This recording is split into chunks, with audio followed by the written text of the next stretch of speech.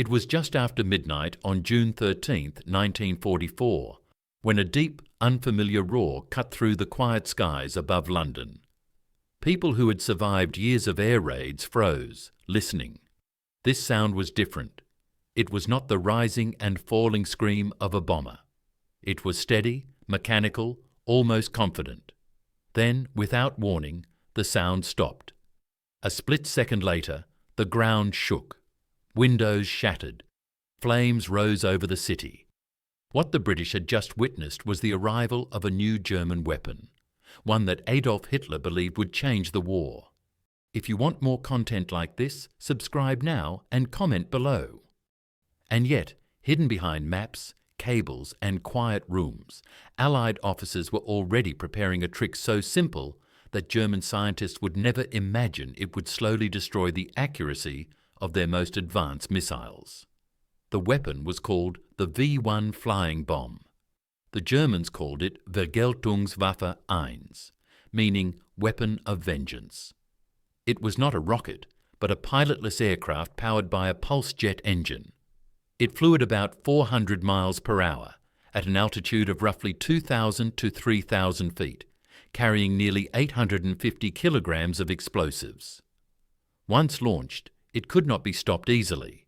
Fighter pilots struggled to shoot it down. Anti-aircraft guns often reacted too late. To civilians on the ground, the most terrifying part was the sound. As long as the engine buzzed, you were safe.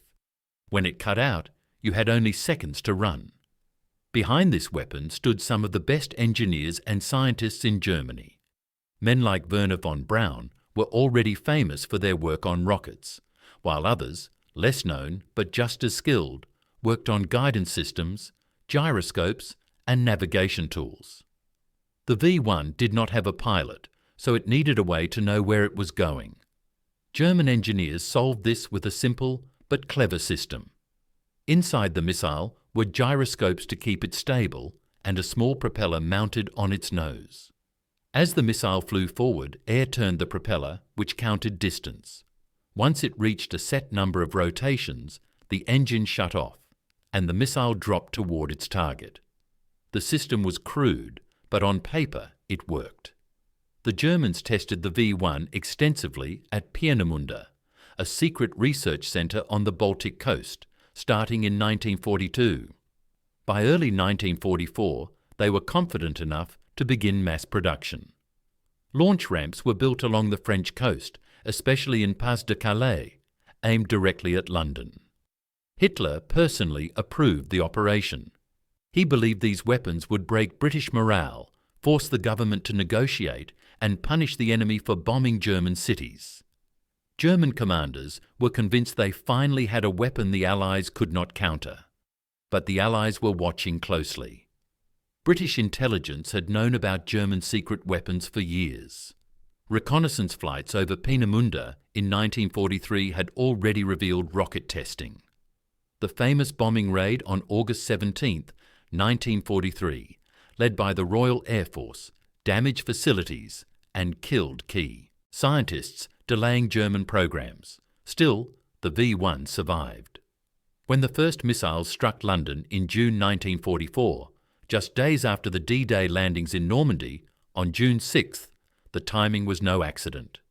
Hitler wanted to distract and weaken Britain while Allied troops fought in France. At first, the British response focused on defence. Operation Diver was launched to stop the flying bombs. Anti-aircraft guns were moved closer to the coast. New radar systems were installed. Hawker Tempest and Spitfire fighters were assigned to hunt V-1s. Pilots developed dangerous tactics, sometimes tipping the missile's wing with their own aircraft to knock it off balance.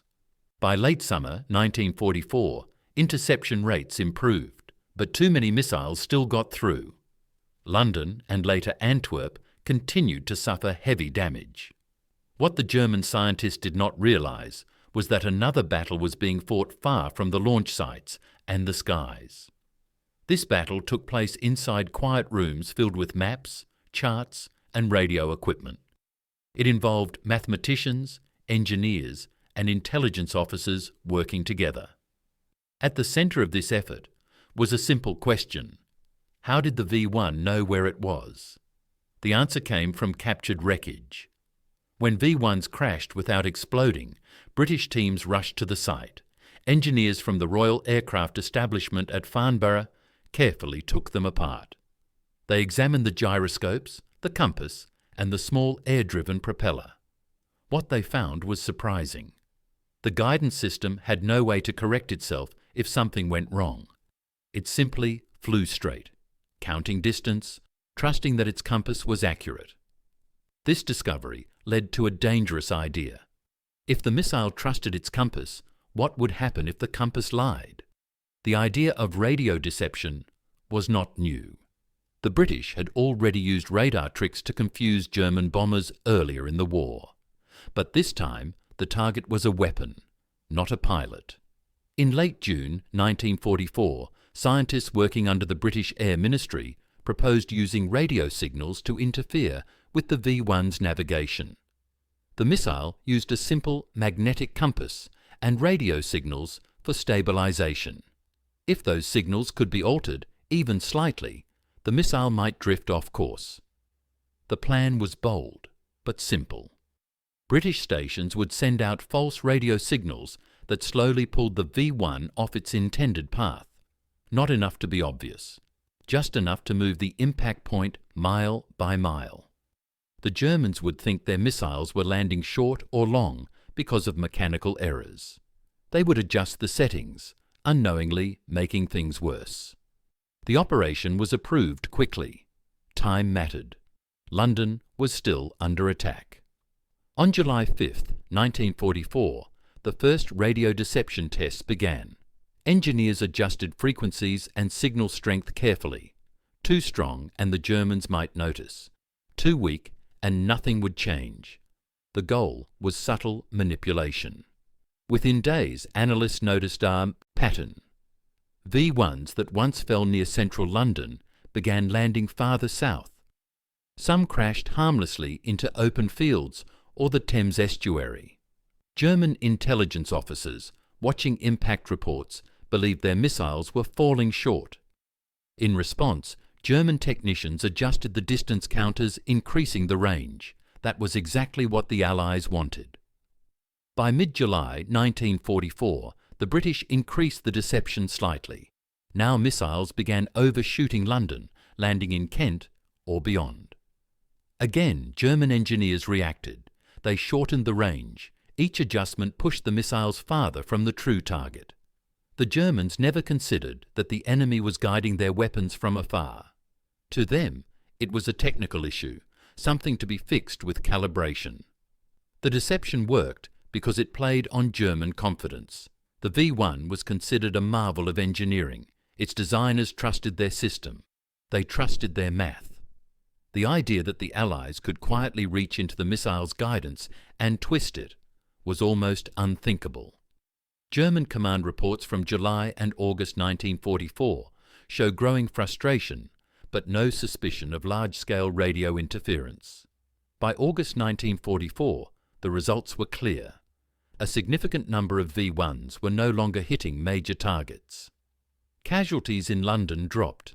Many missiles exploded in rural areas, causing little damage. Some even turned and crashed shortly after launch.